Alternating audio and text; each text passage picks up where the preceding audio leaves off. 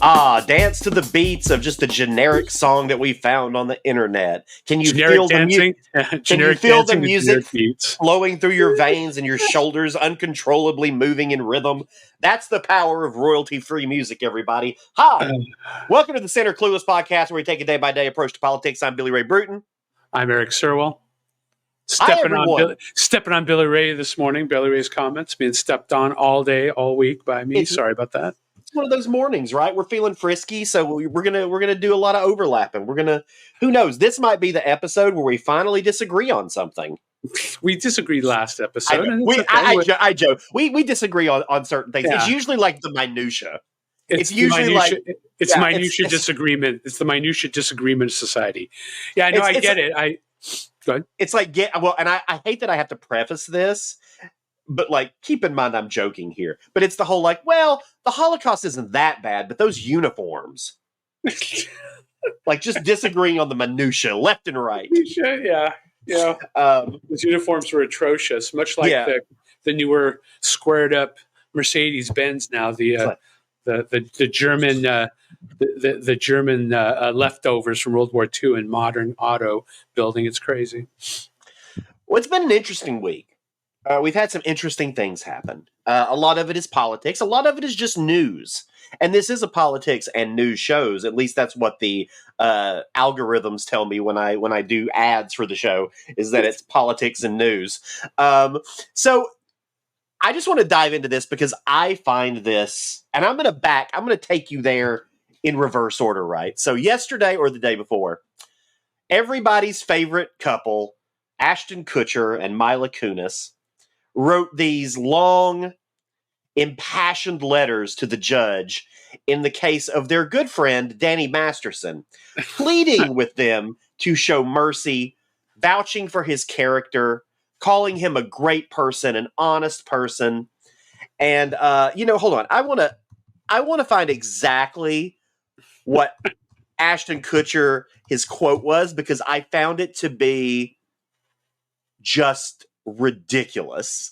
I mean, you go ahead while I'm looking this up. Well, their whole response video that came the next day was such a like a PR firm lawyer clean up the mess bullshit. It was weird. And honestly, I found it even less. Look, Ashton Kutcher isn't, I don't know what it is, but he's not. He said crazy stuff, but it's still in Ashton Kutcher's voice. Mila Kunis she was absolutely just acting her lawyer's PR firm person's part in her comments. It was just terrible. That was as bad lawyer talk as it gets. Yeah, the word they used was he's dedicated. Yeah, dedicated to raping women. Like, this isn't one of those Diddy. This isn't really one of those Hold on. It wasn't just those two. Variety reports that it was 50 letters, and at least 35 or 40 of them are online. I was looking for the independent news guy's article that they'd obtained all the text on all of the letters. And so it's not just those two. Oh, and it's sure not just, look, sure, half of them. Easily, there were 20, 25 Scientology specials in the letters there, right? But the other half, and again, maybe this is part of the problem in Hollywood with Scientology, is you had about half of the letters, maybe 20 out of the 50 were Scientologists. Then you had another 15 to 20 that were the brother, sister, husband, wife, or ex-Scientologists in the case of Kunis, right? And ex-Scientologists, right? There's a little bit of a who knows there. The thing that's crazy is if all those letters are accurate, this is a very strange case in which you have this super sweet, super nice guy out here in public who in the back is dropping things in the women's drinks and then raping them. And what's crazy, by the way, is they weren't even able to present that part at trial because there's no physical evidence of the drugs that he supposedly gave them. But these three women, of which two of the women were believed and they convicted on those two women's statements. Those two women, that's the only evidence they have is their word, right? Sure. In this. And so I'm glad that he's going to be held accountable. But man, in the old days, not so sure if he would have been Yeah, held. yeah. I don't disagree with that. Look, I'm not someone who believes in just convicting somebody without evidence or without proof or anything like that. I think you have to have those things. Like, what you just described in terms of the type of person he might be is you just described Bill Cosby, right? Right. No, So it's right. people do exist. Like, they are out there among us. They do exist. Now, that said, the Yeah. part of this is, which I think is so hard to make a decision, is the Scientology of it all. Because, they do. It is in the Scientology. I'm looking at it from the perspective of these women, right? Right. And I want to be clear as we start to speak here. This is in our opinion. So go ahead, Billy Ray. So in terms of like these women, Scientology teaches you that if something bad happens in your life, you caused it. You brought it out. No, yeah. So and to if I am someone, that's powerful. That's a powerful position to take. But keep going. Exactly. And so it's like, so if you're one of these women and you have this thing happen to you, this is one of those cases where people are always like, well, why didn't they come forward? Why didn't they come forward? I can very much understand why they didn't come forward. If you're in this, this system of oppression that is Scientology, and something like this happens to you, and imagine how horrible it is to have someone rape you and you immediately, I know this happens to a lot of people, but immediately you're like, I caused this. Well, so here's the thing. Because of your fucking religion. I don't disagree with you. And here's what's first off. So again, in my opinion, what I'm about to say, Scientology isn't an actual religion. Of course, it's not. Scientology is it's created out of the same self-improvement space than many of those self-improvement groups came out of the 50s and 60s. Okay, as an example, Est, although it's not fair to really compare Est or Landmark to Scientology, and there are other things, Mind Spring. Well, here's the point. I know because I've done Landmark. You and I eventually will do a Landmark. We sure will. Yeah, with my friend Joel. But stay tuned, everybody. You'll actually hear us disagree.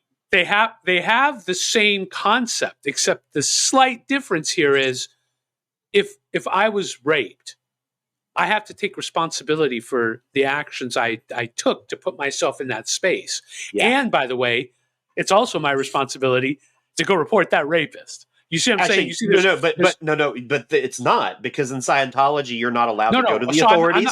You're not allowed to sue one another. Look, I am not a Scientology guy. I hate Scientology respectfully. I have a bias against Scientology. Okay, Scientology. Only one cult for you, right? Just one. Scientology breaks the concept that was powerful about taking responsibility for everything in your life. Taking responsibility for everything in your life, I assert, is not only taking responsibility for the actions I did to put myself in that place to be assaulted, but to then go ahead and make whatever corrections I need to make to be right with it. And see, that's what I'm saying. Scientology itself is broken here, and why I think my opinion again is Scientology is also culpable in this, because they left no legitimate out for these women to go complain to because Scientology doesn't allow the police to be brought in because they don't like to look bad and they avoid it, and it's weird. That's the problem. Yeah, the only thing that makes me feel, because look, I've never gotten a what a great guy vibe from Danny Masterson. Now, I don't know him, right?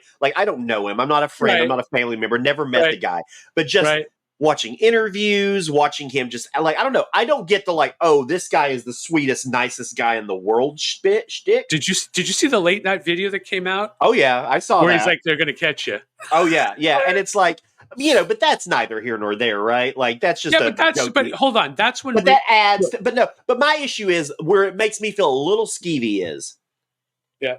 If they're trying Danny Masterson and Danny Masterson gets 30 years for the crime he committed, which he did, like, that's fine. Like, justice system worked however you want to think it worked. He's going to jail. If they were actually trying Scientology, and now Danny Masterson's going to go to jail for 30 years because of a faux religion that he's involved with and not because of something he actually did, that's a problem. And I think the issue is it's hard to know because Scientology factors so hard into this, and people have such hard and fast feelings about Scientology, whether or not this sentence reflects what he did or the way we want to punish this religion.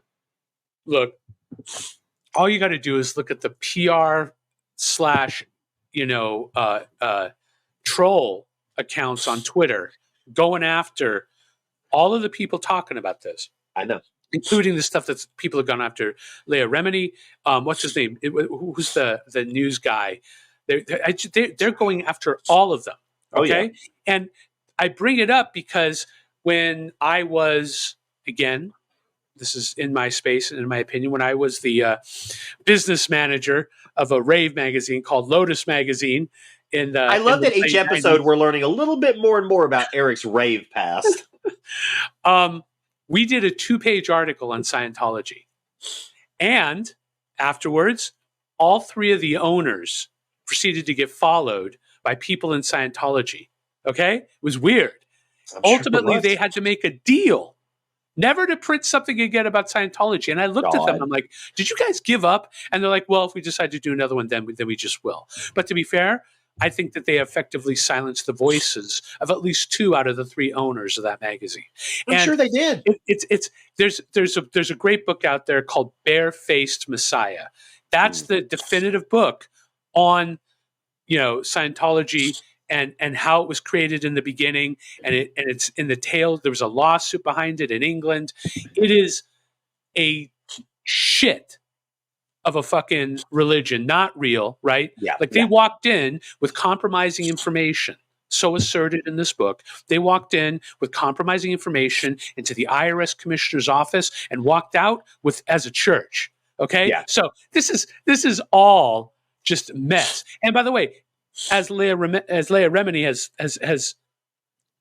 has stated, where is David Miscaviage's wife? The guy that runs Scientology, who's been missing for years. Yeah. The whole thing is crazy. And the reason why it stands here is because it is likely, in my opinion, Scientology that kept these women from having a voice for so long, at least the most powerful part. So how Scientology factors in here is, of course, you're going to see the justice system take a harder stance on a guy like Masterson, because what the justice system now wants to do is say, hey, we're going to be rough on you. And if Scientology's involved, we're going to know that the thumb's on the scale on the other side, right? So I'm going to assert, first off, I don't think he's doing the full 30. If he does, no, he's not doing, right? He's not doing the full 30. What? He should do it based on the testimony of those 2 women. They corroborated each other. Yeah. It's legit.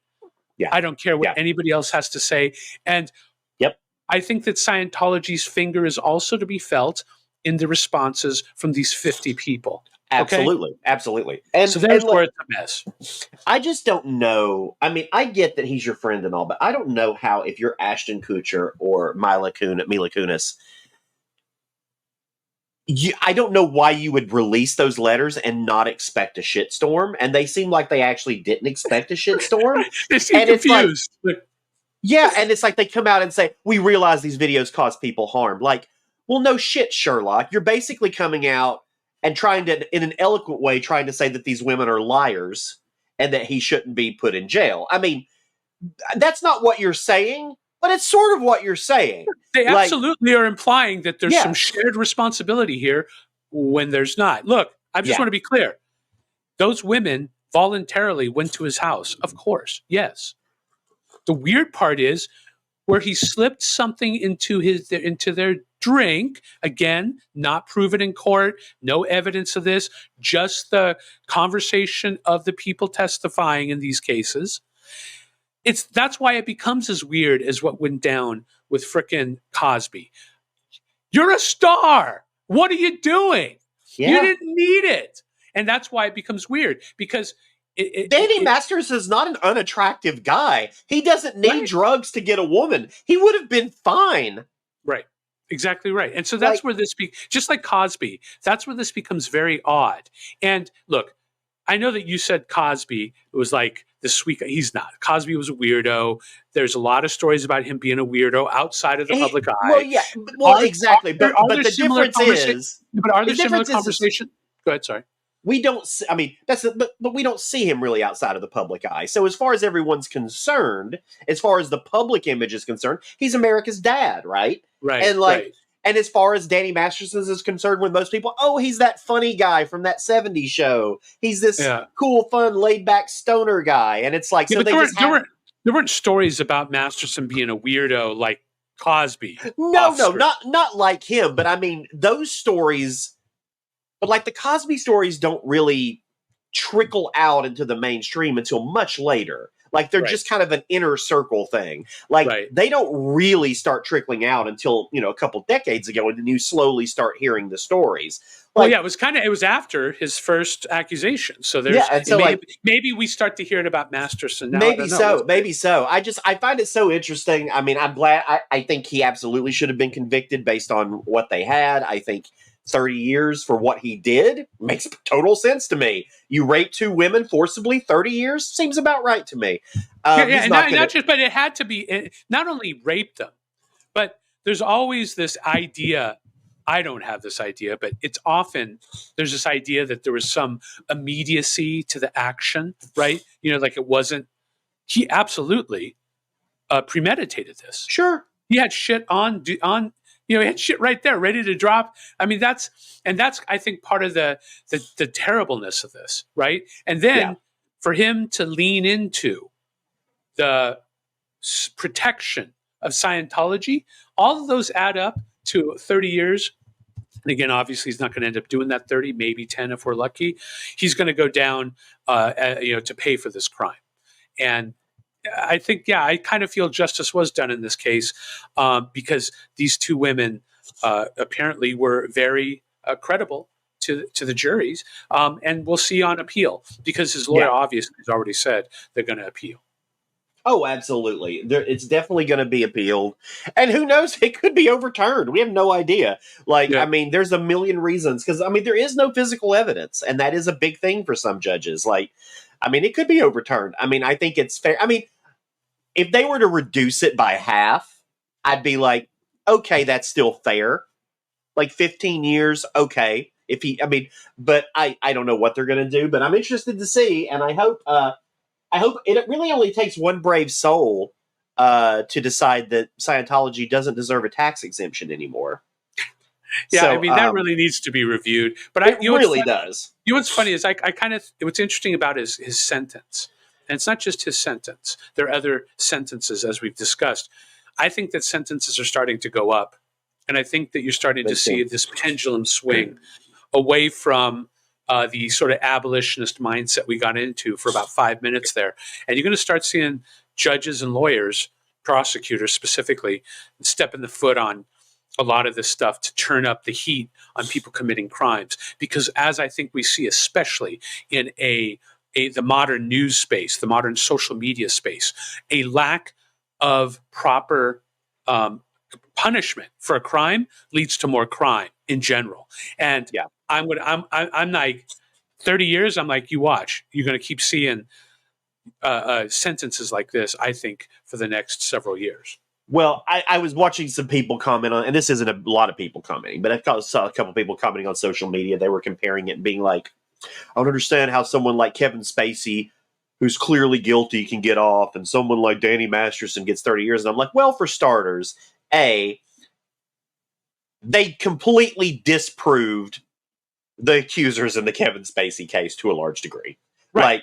Right. All the stories didn't add up. Nothing. You and I discussed it. Yeah. And I've already said, I think Kevin Spacey's skeevy. I think there's probably something there. But in the eyes of the law, he has been found innocent.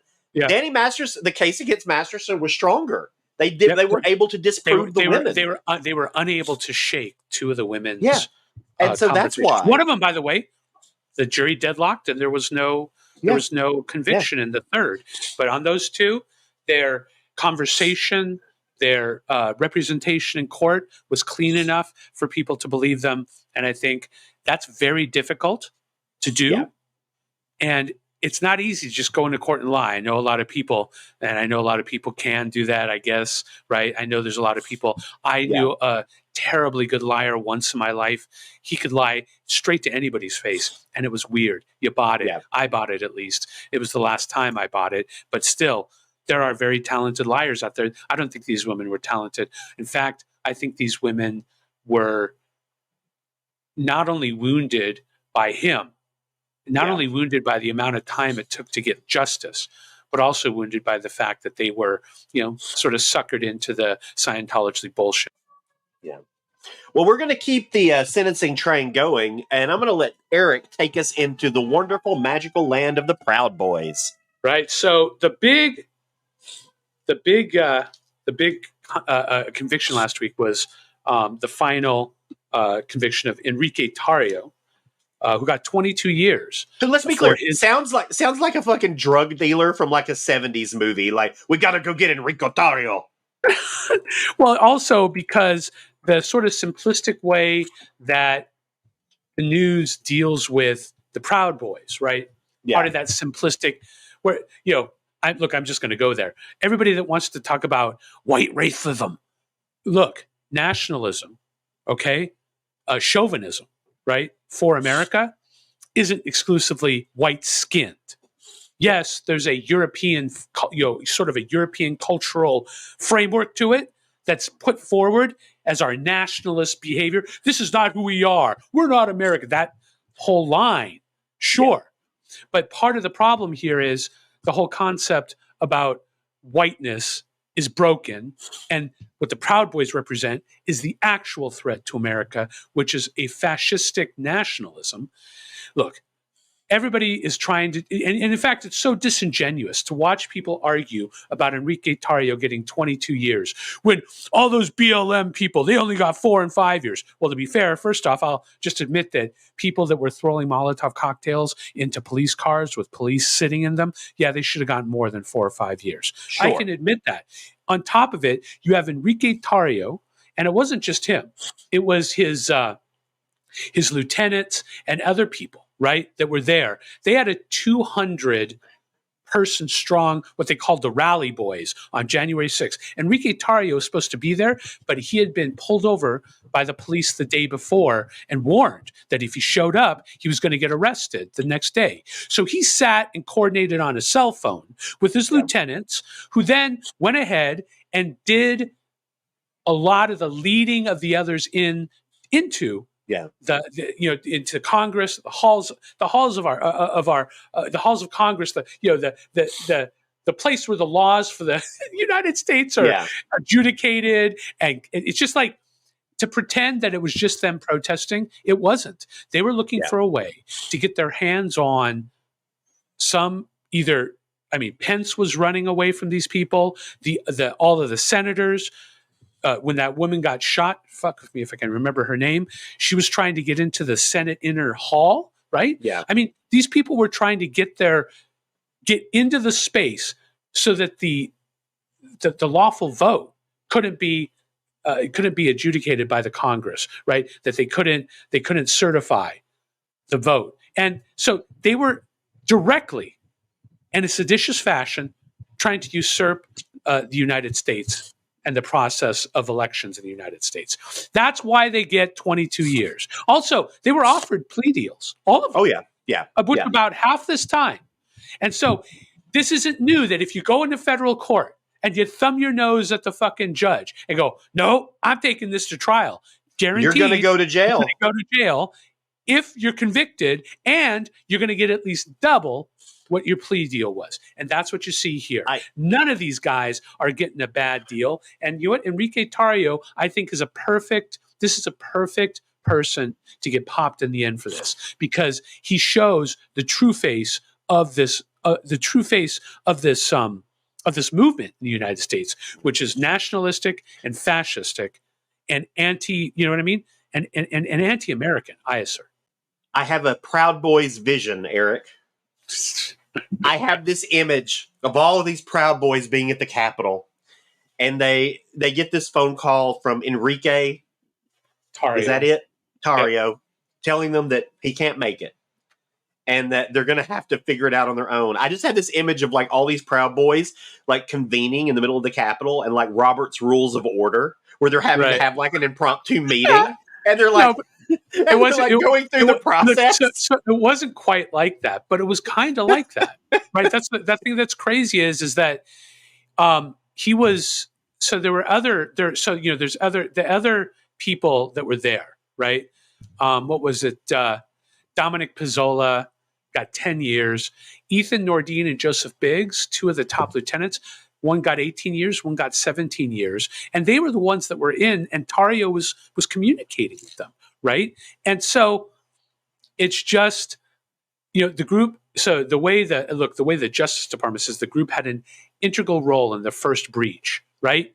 In addition, afterwards, they sat on the phone and talked to each other about what a good job that they did. That if Pence had done his fucking job, that it would have worked. So it's evidence that they had, that they had conspired, that they had a plan, that they executed on that plan, and that their opinion was that if Pence had done what Trump had asked, right, that they would have. Now, by the way, just so you know, this doesn't look good for Trump either, because if they've been able to prove that guys like any one of the douchebags, right, Meadows, any of the players around Trump had talked with Enrique Tarrio, they absolutely have them on seditious conspiracy. Yeah, they absolutely have them. And I think what you're going to see now is these core convictions are going to radiate outwards into Trump's administration, and if Trump's unlucky enough, maybe to himself directly. And we'll see. See, what's funny is all the people talking shit about this conviction, about the convictions of the Proud Boys, the evidence hasn't come out yet. Just wait. It's actually way worse. Much like the mess that's going on in Georgia, probably, what's his name? Now I'm going to lose his name. The legislator that didn't get charged in the Georgia situation, he also is gonna look bad. What's his name? Who am I talking about? Hold on. You know who I'm talking about, right? Am I being stupid here? From Georgia? No, not from Georgia, but Lindsey Graham? Lindsey Graham, thank you. Lindsey Graham is an unindicted co-conspirator in the Georgia thing. The question you got to ask is how many unindicted co-conspirators are going to become clear when the lawsuit information about these court cases finally comes out. You're going to see a lot of unindicted co-conspirators that are likely either administration guys, administration hacks, or low-level dudes like Graham who are involved on the periphery. And you got so many people who are like, doesn't the sentencing seem a little severe? And I'm like, you do realize that what he's accused of is really only one step below treason. Treason is punishable by death. Yeah. So one step below treason, I would say 22 years is a gift. It's the framing for me is so ridiculous. And when I go, because I've gone off with people, I've gone off on people or around people about this. It's absolutely crazy. These people should rot in jail because they were attempting to subvert the political will of the United States. That's it. If you don't like it, look, you're going to come at the United States, you better come correct and you better be successful. They weren't, and now they're going to rot, just like they should, just like anybody should that does crap like this. But I have a strong opinion about this. I think it was anti-American at its core. I think these are not good Americans. That's because it was, and they're not. And like they have such a ridiculous sense of what it means to be an American that I can't even begin to like understand where they're coming from. I just can't. And so I don't even try to. All I know is they should be in jail. They should be in fucking jail. Just so we know they don't try it again. And they're going to be. And guess what? They could go ahead and cope and seethe. Fuck off. We're going to take an actual break now instead of my break to which I did earlier, which you wouldn't have noticed because Ryan would have edited it together so smoothly. The smooth editor. But I took a break earlier. I could wolf down a croissant and get my coffee. But we're going to take an actual break now, and we're going to be back with things that don't involve sentencing, so stick around.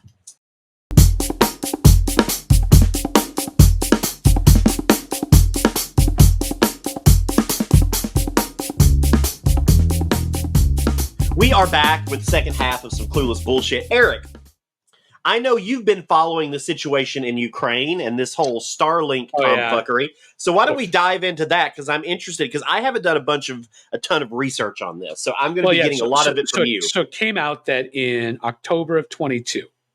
Okay. Well, let me take it one step back. What Starlink, the service Starlink is bringing to Ukraine is internet access, because most of the infrastructure, and in fact, specifically the infrastructure for internet access, has been destroyed by the Russians. The Russians attacked that. One of the very first things, excuse me, that they took out was the internet infrastructure in Ukraine. What Ukraine's done is they have been using Starlink, which is essentially a satellite internet service, and they're able to get up to 100 megabits with this service. It's pretty darn good. They've been using Starlink for communications all across Ukraine, and I'm talking about Ukraine's original boundaries, okay? Yeah. And I think by the way, that's where a lot of the mess starts to show up. In late October of 2022, the Ukrainians were going to be using the Starlink system to guide drone boats and to try to take out most of Russia's fleet in the Black Sea, and Musk said no. And the full mess about this came out because there's a Musk biography coming out. And the thing that's crazy about this is never has the United States had a vendor do something like this. Let's just start right there. Where the vendor, based on his own whims, decides not to allow for a product that they've been contracted with to use in war, has been pulled back because that business owner doesn't like the moves that are happening. The crazy part about this is all of Musk's bullshit saying, well, people would have been killed. There have been rocket attacks from the very ships that were spared in that attack that was thwarted by him that have been used to kill children, not just combatants. Because the other main difference here is Russia attacks civilian targets, whereas Ukraine usually does not. Yeah. And it's usually an accident if civilians get harmed when Ukraine attacks. It's the purpose of well over 3/4 of Russia's attacks, and all, by the way, of the drone attacks inside of Ukraine proper. What's crazy about this is that so the vice president of Ukraine is like their IT czar.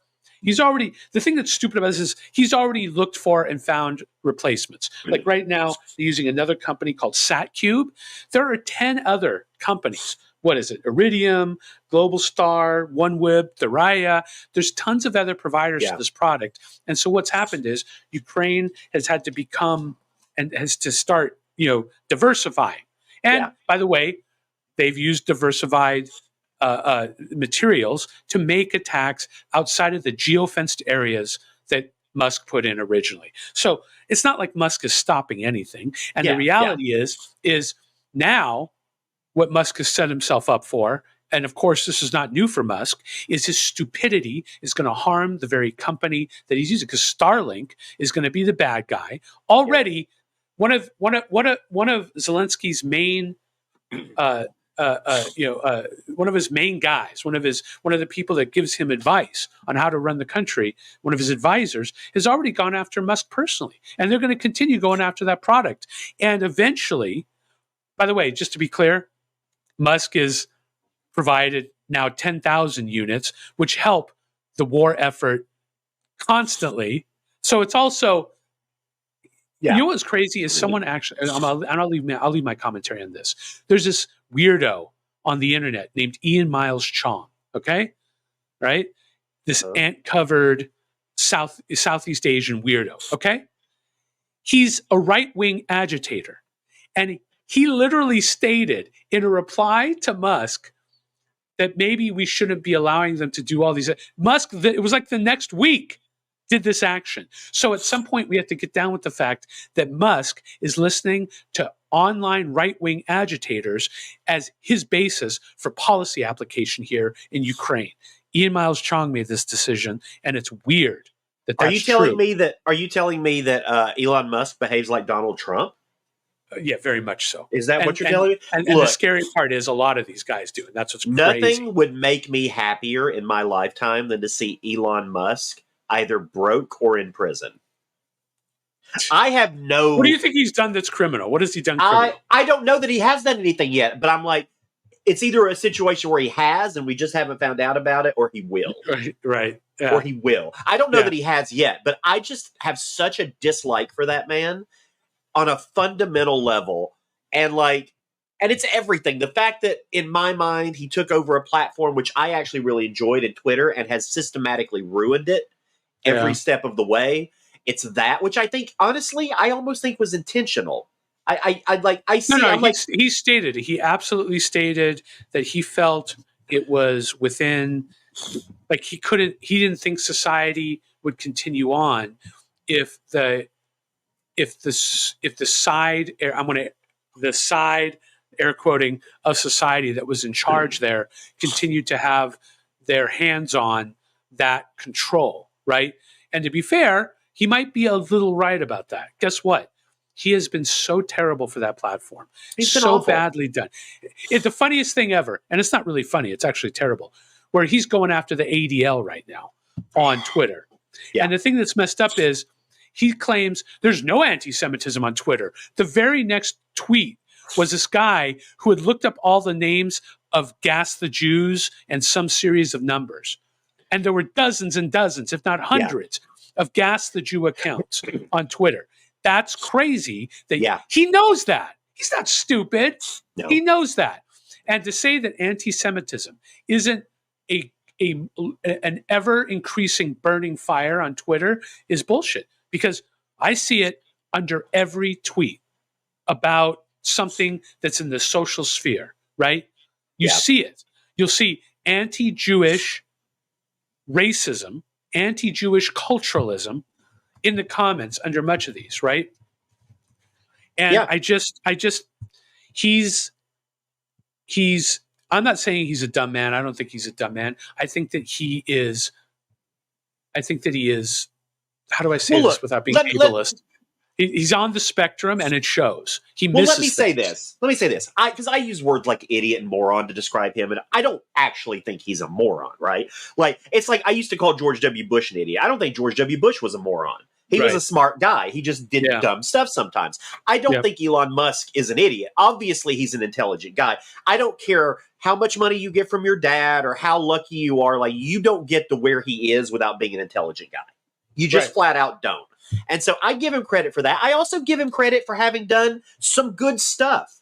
It's not like he hasn't done good stuff. The only reason our space program even has any relevance anymore is because of Elon Musk. And that's a good thing. It's a good thing so he's doing good stuff. It feels like once he went down this Twitter rabbit hole, it just turned him into this right wing, even though he's not, but he's acting like it. It's turned him into this right wing, I don't know. It's just part of part of the problem is his child. His child, and I think that I'm not the only one to say this, and I'm agreeing with one of his children came out as transgender, which he in this new book coming up, he says he approached with a wait and see attitude. So he didn't not affirm them. Yeah, he accepted it, and then he kept going. And then that child showed up and said, and essentially asserted to him that all rich people were evil. In other words, his child became first transgendered, then a Marxist, then activated, and then, by the way, stopped talking to him. So, I mean, I'd be pretty upset if that happened to me as well. Absolutely. And I think that is warping him in his look. I'm gonna agree with many people who said his purchase of Twitter was to attack the sort of gendered community for what happened to him. And it sucks because I don't look, especially since he affirmed, at least that's the story. We'll see when it comes out. Maybe his child doesn't agree with that. The fact that he affirmed and then he still got attacked for being rich, which is, I'm sorry, I'm not a pro-communist guy. You can fuck yourselves. Either.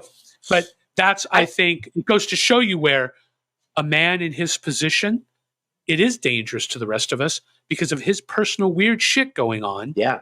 He goes ahead and tears down a platform where at least at one point it was possible to have. I mean, it is in many ways more so now, but I wish that we'd gone about half the distance he'd gone. Yeah. We could still be going after racism. We could still be going after overall hate. Yeah. Stuff that's like terrorizing people. And we could have removed the weirdo trigger warnings and stopped that.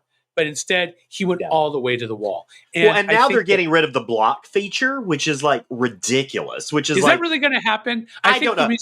The reason why he wants, the reason why he's mad, right, is because there are a huge amount of accounts. I'd say 1 in 10 that every time they get an ad they don't like, they block the person. They're continuously blocking ads, and so there are people who have taken up a very vocal action of blocking blue check marks. So. Yeah. And the reason why is because they don't want to see what these blue check marks have to say. Yeah. And so to Elon Musk, that means there's data collecting that says that if you get a blue check, 10-20% of the platform is going to block you. And that's not good for sales. No, and not at all. The other thing that's kind of weird, especially for a company that's already hemorrhaging. Oh yeah, it's what was it worth? 20% of what it was, 10%. Yeah. And the other thing that's crazy is he's not paying. You know how he started paying people for their engagement? He's not paying people at equal rates. As an example, Ian Miles Chong gets tens of thousands of dollars some months. You get a guy like Tim, what's his name? Tim, the Timcast guy. And he sees sometimes he only gets 1,000 or 2,000. So you're getting, that's because the dude is clearly a conservative, just pretending that he's not. I think he's raising conservative voices. Absolutely. I think Elon Musk is a conservative. He may not have used to have been one, but we all change our politics as we get older. We've talked about that a lot. I think he's a conservative now. Yeah. And I actually probably would be better with Elon Musk if he would just admit to shit instead of just trying to like subterfuge. Like, if you're a conservative now, be a conservative. I don't care. I don't care. I like conservatives. I don't have a problem with you being a conservative. He no longer gets to say he's the free speech platform. We protect free speech. No, he literally allowed his company's data to be used to catch a guy who then in Saudi Arabia was put to death. So please stop. No. And it's like, if you're fucking up doing Twitter, just own up to it. I know he can't for a multitude of reasons, like for a stock thing. I know he can't, right? I'm just talking in my head, but it's like, just stop with the bullshit. Like, we have eyes. We see what you've done to this site. We see everything that's happening on this site in real time. And that's part of why I'm still on Twitter, honestly, because I've got my Blue Sky invitation. I'm very close to jumping ship. I'm already in. I really am. But the only reason I'm not is because how many times do you get to experience in real time the slow destruction of an iconic piece of American culture? You don't get that a lot, and I'm getting to witness it in real time, and it's both beautiful and terrifying. I hope the whole thing tanks and he loses every bit of money that he put into that organization. That's what I hope, because I think there needs to be some consequence for someone with like the lack of humility and the hubris to just like go into this and think that you're going to be the fucking white savior and you're going to save this company. You're going to save Twitter. You're going to save free speech. You're going to save all these things. To have that kind of hubris and then to watch it crash and burn the way it has is beautiful. It's absolutely beautiful. And all the sort of the trolly ways that he did it, like, didn't he pay like $420 a share? Yeah. So obviously as a nod to the 420 weed reference, and it's just kind of like, what are you doing? Well, like the dude, ever since he went on the Twitter thing, ever since he went on it, he's been getting fucked left and right because he made the offer to buy Twitter, then he backed it out. The courts forced him to follow through with it. So ever since that moment, he's getting fucked one way after the other. He's like, he's not had a single victory since he took over Twitter. And let's be honest, it shows in his other companies that he has been distracted. Of course it does. Did you see the Tesla truck that they delivered versus the Tesla truck that was the prototype? I saw that video. Yeah, it's ridiculous. One look, honestly, the prototype was almost cool, the delivered product looks like a Lego car. It's fucked up. And at what point do these companies, like, when you start bringing so much negativity to, even though they're your own companies, there are usually avenues for them to get rid of your ass. Right. But here's what's crazy is the reason why it's crazy is a good example would be Apple. All Steve Jobs did in the end is he was a CEO, but the real job he had was he was the ultimate QA guy. He took a look at that thing, and if it didn't turn him on, he was like, nope, we're not doing this. That's what Elon Musk used to be. Used to do that. And the problem is, and you can see it in the Tesla truck, he was absent for the delivery of the Tesla truck. And how you know that is the Tesla truck as delivered has different lines, different everything, different look than the prototype truck. And to me, I would never, I might have bought one of the other, I might have bought the Tesla truck like as a drive around town car, as like an interesting thing. Yeah. Now that's a joke. It's a joke. And he's failing in his current endeavors because of the Twitter stuff, I assert. What's interesting about this conversation we just had is I've actually weirdly come around on Elon Musk a little bit through the course of this conversation. And only because, not because I don't think he's a fucktard, because I do think he is, and not an idiot, obviously, that's just a word I use. But because look, I mean, at the end of the day, I know there are some people out there who think all billionaires are evil and all billionaires need to die. It's like all those people who were ranting against the people who died in the sub as if they deserve to die. It's like this whole anti-wealth thing. And I'm like you. I'm a capitalist. I think if you are smart enough and lucky enough and hardworking enough that you can amass $100 billion, you earned it. You earned it. I'm sorry. It's yours. Now, I do think it is incumbent upon people with that kind of wealth, or should be incumbent upon them, to pay it forward to some degree. And a lot of billionaires do. And a lot of billionaires do. And I don't think, and I don't want this to be like a celebrating billionaires episode, but I don't think billionaires sometimes get enough credit for how much fucking money they get rid of. There are billionaires out there who have given out enormous chunks of their wealth, of their overall wealth, just to help other people. Let's be honest. Almost all of the billionaires out there, the Pritzkers, who else? Who are the other ones? The Bransons, the Buffetts, what's his name? Buffett. So listen, Warren Buffett single-handedly, through his children, keeps a massive nonprofit going.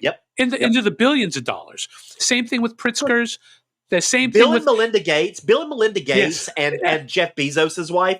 They do so much to support the arts communities around this country. I don't think people realize if you got rid of billionaires, we would have no decent art structure in this system. Right. You would have the most of the nonprofits would not be doing what they're doing without as someone who runs one, we rely on these people. I like how we said this wasn't going to become a billionaire episode. And well, here we I know, go. but look, I don't mind saying that nonprofits rely on this money, this foundation money, these grant money. Yes. If we don't have this, you don't get your arts organizations. You don't get your queer nonprofits. You don't get your activist nonprofits that are doing work in the community. You don't get these things without billionaires. And I'm sorry, I want those things. We're not Canada, right? We're not Europe. Our government isn't supporting these arts organizations. Not the way they should be. And by the way, it's not patronage. There's no patronage left. So it's not like the old days either, right? Where a king or a huge political entity of some sort would sponsor artists to live and do their work. So, but I just think that what you're seeing with him, what you're seeing with Musk is, I think, on some level, an interesting breakdown. Okay? Yeah. Because even what he's doing with Twitter, where he's turning into X, he tried to do that with PayPal. Yep. And then Peter Thiel waited till he got on a plane to fly out on his honeymoon and then voted him off the board to make sure that this didn't happen to PayPal. So the truth is, in hindsight, great decision. Right move. Right. So what's interesting is this may be the first time and maybe hopefully the last time he makes a mistake of this caliber, because he was allowed to. There was nobody to stop him this time. Yeah. Well, that's the thing is that dude, Elon Musk probably has more power than any non-government official in the world. Yeah. Just being clear. More influence, more power, obviously more money. he is that person. And the sad thing is like he could be using his platform and his position to do so much more good. Right. And he could be beloved. He was beloved. He was beloved. Yeah. Yeah. And like I don't think I think there's a way where he could be again. But he's got to give up this dogmatic bullshit fight that he has going on. He's got to get off Twitter. He's got to get off Twitter. Like, go to Blue Sky, Elon. It's a lot better over there, I hear. Like, but could you imagine? Could you imagine he went to Blue Sky and just started going over there and relax? And by the way, maybe being more relaxed. Blue Sky just doesn't have the heat Twitter does. So no, I mean, no. I have to be honest with you. The problem I have with Mastodon and Blue Sky is when I go on there, it's kind of boring. I know that sounds weird. That's part of why I haven't moved over to. Yeah. And so I'm okay with it because there are people on Mastodon, Ken White as an example, that I go over there to read. And there's people, and by the way, all of the InfoSec community truly moved over there, right? Moved over to Mastodon. Yeah. And I read those people. And so I have that Mastodon account to read about InfoSec, about information security. There are a lot of people on Blue Sky that I like. I haven't done. I signed up for Threads and then promptly did nothing with it.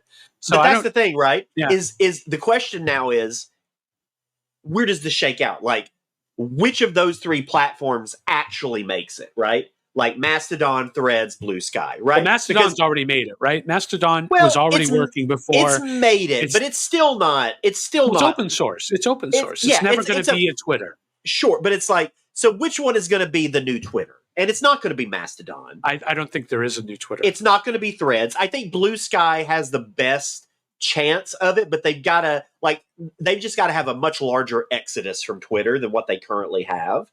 And they've been blocking too much growth, and I understand that that's why they've done it. But they need to start their growth. Look, if Blue Sky Blue Sky needs to get off the open source model and basically just support the users that want to come and allow that to happen. And we'll see, because there still also is already on Blue Sky, you have the hall monitors there. And that's the other problem is you don't want the same hall monitorism that was at Twitter, but whatever. Well, we're going to close out this episode with a quick discussion about our old buddy Vivek Ramaswamy, who, if you haven't watched his interview with Mehdi Hasan, who, let me be clear, I think Mehdi Hasan is probably the best interviewer in politics right now in general.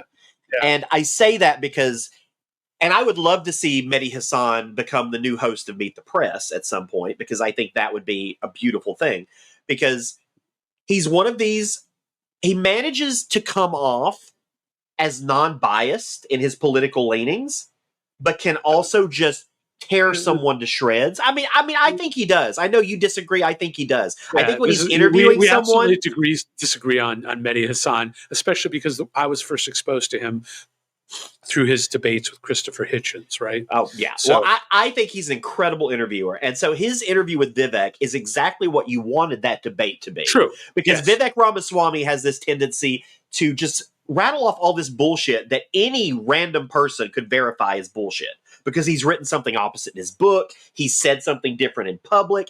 And Mehdi Hasan basically just goes through every time Vivek Ramaswamy says one thing, Mehdi Hasan will just challenges him with the cold hard facts. And the good example of this would be, there's this whole contention that, you know, Vivek is all against George Soros, but yet he accepted this $50,000 scholarship from George Soros to go to college. And previously he said it because he didn't have the money.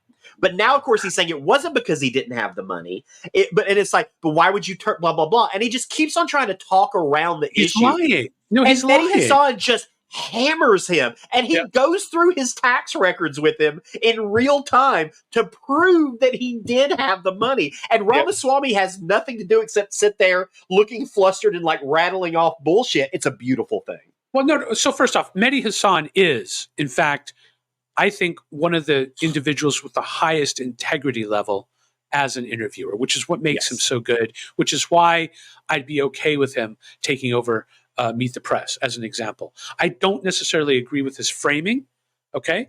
And there are interviews where he's said things that I think are ridiculous. So you and I could talk about it at some point. But there are things he said where he was accurate, but he deliberately flubbed the framing. And that he's smart enough to know what he's doing. That being said, with the Ramaswamy thing, it was a textbook teardown of a liar, and I appreciate the fact it was good journalism. Yeah. It was like there wasn't a thing Ramaswamy said that he didn't have an answer for. He had done the research. It's like he forecasted every excuse Ramaswamy was going to give, and he had evidence for every possible excuse. And so Ramaswamy had no way out. He could not talk his way out of a conversation about this, and I think it hurts him. I think it hurt him. I do think it caused some damage to him, and I think if more journalists will have the integrity to keep doing that, he becomes a non-factor really quick. Right. I mean, to be fair, you can't. The reason why Mehdi Hasan was so good with it wasn't just that he had the information. He had the information, and he was able to communicate it in simple, clear words. Clear words, very easy to follow. That is true mastery of the subject. And Ramaswamy, you want to know what the sad thing for Ramaswamy is you could tell that he knew that Mehdi Hasan had his ass, and that's why he was panicking. And why is that important? It's important because he knew that he's been being dishonest. It's not just Ramaswamy getting up there like Trump. Trump will go up there. He believes what he's saying sometimes. Oh, yeah. Ramaswamy, there's no fucking way. He knew he was had. He knew he was had all the way. And as the interview went on, he was less boisterous because of it. He was less vociferous because of it. And I think that, I would love to see Mehdi Hasan versus Ramaswamy too, but we'll see how that goes. There's a moment, and I can't remember exactly when it takes place, but it's a moment where Vivek is basically saying something along the lines of, well, you have to understand how this works. And Mehdi Hasan shoots him this very quick, like, bitch, please look, where it's like, I know how this works. This isn't my first time at the rodeo, Vivek. And this works. And it's this very quick glance. It's like, it's just so quick. And I saw that. I was like, that's like some diva queen shit right there. Like, and that's the thing too, is like, he knew he had him. He knew he had him. And so he's just like relishing it. And he's like, oh God, I could go on. Just go watch this interview. It is a beautiful thing. I hope more journalists start doing it. And isn't it funny now, since the debate, how much of a nothing burger Chris Christie has been reduced to? Yeah. Well, he ain't getting invited on the shows like he was. Right. And he may do well in New Hampshire, but I think his shot is over. The Haley thing, though, she's on her way up, but we'll see. She should be, and I hope she keeps going up. And like, I don't know, she's added some people to her campaign. I thought I had the guy's name here, but I don't. Who are terrible, just terrible. Well, like she added, she added a very well-known election denier to her campaign last week. It's hard to throw a rock these days, though, without hitting one. Yeah, in the Republican Party. So at some point, it's like your options are between these three people who all denied the election. Who do you go with? Yeah, that's just fucking terrible. Anyway. Well, that's it for this week, everybody. That was a fun discussion. I like it when we talk just as much politics as we do, or news as we do politics. Yeah. So thanks everybody for listening this week. Center Clueless podcast is produced by Ryan Verrill. Hi, Ryan. Please visit us at centerclueless.com for more information, or find us on the socials at Center Clueless. Please rate and review us on Apple Podcasts and Spotify, and tell your friends to tune in. And if you have a question, comment, or criticism, and I'll tell you, this is my fault. We actually do have a couple of comments. So we're going to get to those next week. We're actually going to do a mailbag segment in the next episode. Finally, we're going to take half an hour, and we're just going to go through some of the questions that we have and some of the comments. What did you? Okay, we'll talk later. How dare you miss those? Oh yeah, no. I've saved those. I was going to surprise you with them. So until next time. So stay tuned for that. That'll be next week. Until next time, whether you're left, right, or somewhere in the center, or whether you're, I usually have something clever to say there, or whether you're Elon Musk throwing turds at a wildfire. I don't even know what that means. Throwing turds in a wildfire. That's a up new. on the hill. Can we make Up that on a the new hill. catch? Can we make that a new phrase that's popular? Like, it's like throwing turds on a wildfire. It'll be for useless. That's a new phrase for being useless. You're about as useful as throwing turds on a wildfire. Okay, I'm glad we went down that rabbit hole to end the show. Okay, we hope you're a little less clueless, just like us.